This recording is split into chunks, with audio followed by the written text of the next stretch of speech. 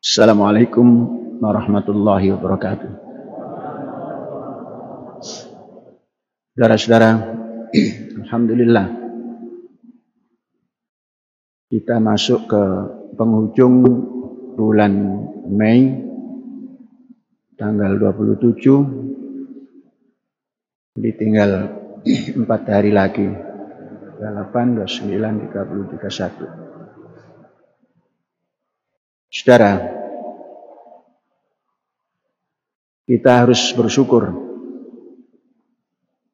bahwa kita mampu melaksanakan pembelajaran tatap muka dengan baik, dengan disiplin dalam situasi wabah seperti ini. Akibat wabah yang kemudian disusul dengan kebijakan negara pembelajaran jarak jauh ini menghilangkan atau kehilangan kesempatan belajar yang efektif. Dan ini sungguh sangat luar biasa efeknya. Saya membaca berita dari Kementerian Pendidikan Nasional yang disampaikan oleh Dirjen Guru dan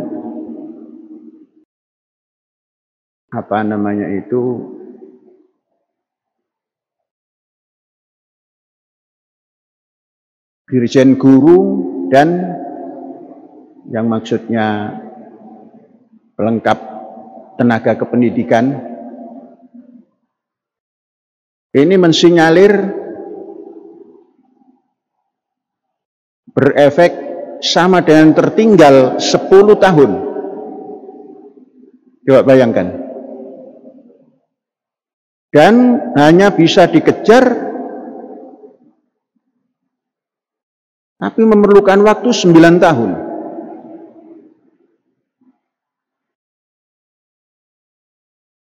Dirjen ini beliau bernama Iwan Syahril menyampaikan seperti itu. 9 tahun baru bisa mengejar. Artinya sesuatu yang tertinggal baru bisa lengkap kalau dikejar dengan sungguh-sungguh selama 9 tahun.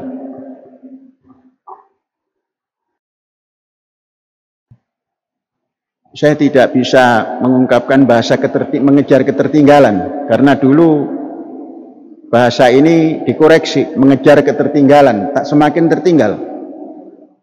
Ketertinggalan dikejar semakin tertinggal. Jadi tidak menggunakan mengejar ketertinggalan. Jadi untuk menangani ketertinggalan ini memerlukan waktu 9 tahun. Bayangkan. Luar biasa. Artinya, apa yang perlu kita syukuri?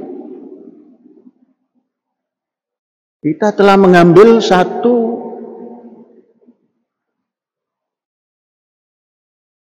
ketetapan yang sangat strategis sekali dalam pendidikan ini.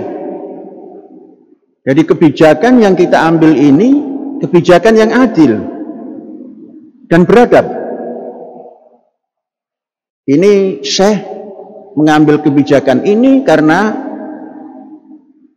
menginternalisasikan dasar negara kita kemanusiaan yang adil dan beradab. Bagaimana menghadapi situasi seperti ini? Maka akan sangat adil kalau kita bekerja bersama-sama yang dalam teori Syekh dikatakan KSBB, kerjasama berskala besar. Kita ajak wali murid yang ada jauh dari kampus ini. Kita ajak seluruh yang ada di dalam kampus, terlebih guru, untuk saling menampilkan keadilan. Adil kalau kita tidak keluar kampus terlalu sering. Dan beradab kalau kita mampu menata pendidikan dalam dalam situasi yang seperti ini. Apa keberadabannya? Orang belum menempuh apapun tatkala diumumkan COVID-19 ini masuk ke Indonesia, saya baru mendengar ada COVID. Itu sudah mempersiapkan keperadaban. Apa itu? Kita semua harus vaksin. Karena belum ada vaksin apapun, maka vaksin flu. Sangat beradab ini. Ternyata setelah kita lakukan, sebulan kemudian WHO memberikan anjuran bisa menempuh vaksin flu di tempat daerah yang beberapa musim, ada musim dingin dan sebagainya. Saya tidak mengambil musim dingin, musim panas, musim semi, musim bunga. Perlu. Mengapa? Pertimbangan ketika itu adalah flu jembatan emas mengundang apa yang dinamakan COVID-19 itu.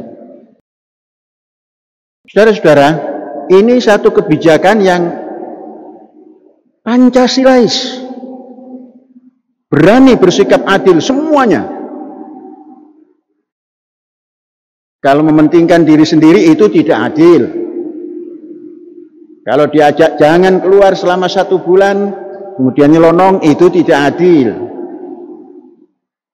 Ada yang tidak mau vaksin, tidak berperadaban. Nah, dari situ kita rasakan. Yang mengeluarkan statement mundur atau tertinggal 10 tahun dan baru bisa dikejar dalam tempo 9 tahun. Bukan saya hanya menganalisa saja. Yang mengucapkan Dirjen Guru dan Tenaga Kependidikan, Pak Iwan Syahril, Menteri Pendidikan pun mengucapkan seperti itu. Dan Presiden sudah mulai menganjurkan dengan ketat untuk dibuka pembelajaran tatap muka. Saudara-saudara dan para pelajar sekalian, syukuri.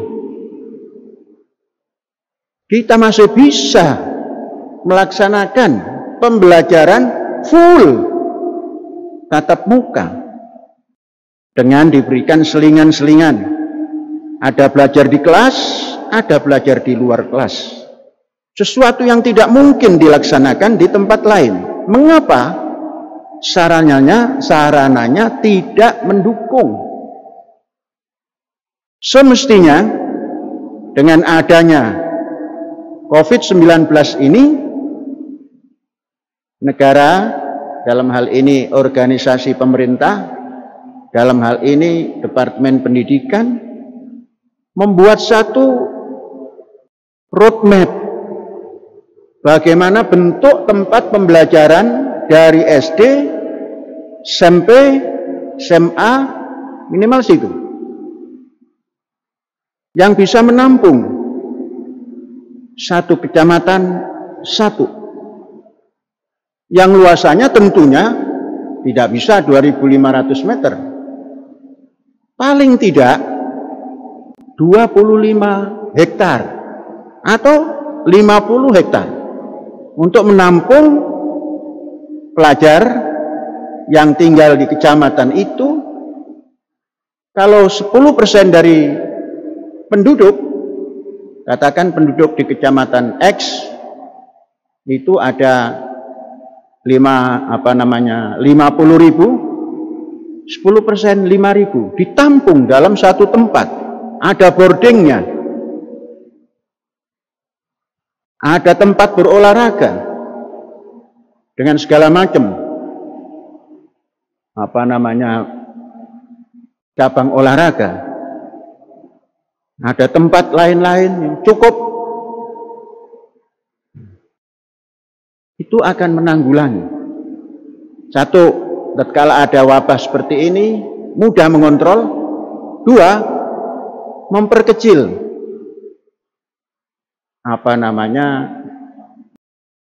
bentrokan pelajar atau bentrokan anak-anak muda, dan lebih sangat mudah menginternalisasikan nilai-nilai dasar negara pada generasi muda.